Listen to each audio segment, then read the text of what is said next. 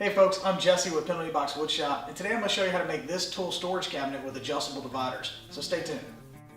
Using 3/4 inch plywood, start by cutting the top and bottom panels at 11 3/4 inches wide and 35 3/4 inches long. After that, cut the two end panels at 11 3/4 inches wide and 13 inches long. Then, using 1/2 inch plywood, cut the back panel at 12 1/2 inches wide and 35 3/4 inches long. If you have a dado stack, go ahead and install it into your table saw and set it to cut to the width of the 1/2 inch plywood that you're using on the back. If you don't own a dado stack, then you can make several passes with your regular saw blade, or you can use a router set up with a straight bit for this next step. Using a sacrificial fence, cut a 1/2 inch rabbet on the rear inside edge of both the top and bottom panel.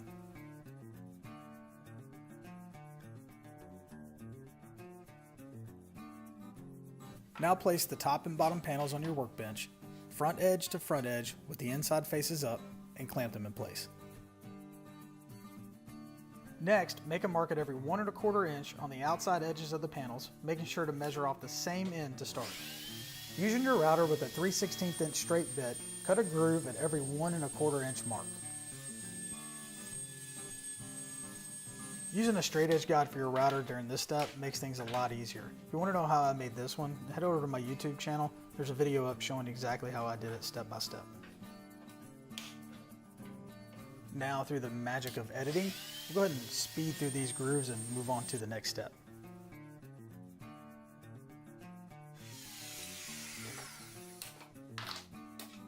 Once the grooves are complete, you can start to assemble your storage cabinet.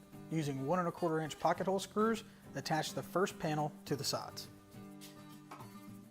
I found it easier to lay the panel flat on my workbench and then clamp it in place before flipping it over and attaching it with screws.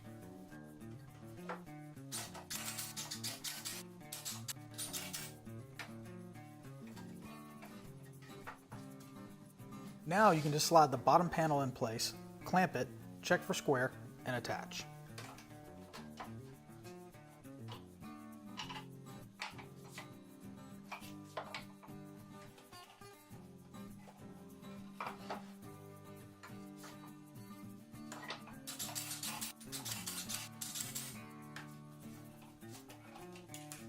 Laying the cabinet on its front side, you should be able to install the 1/2 inch plywood backer to the back using wood glue and brad nails.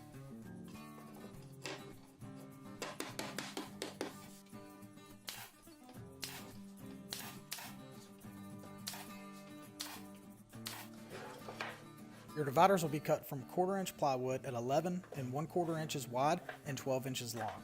The dividers should slide easily into place, and now your cabinet is complete.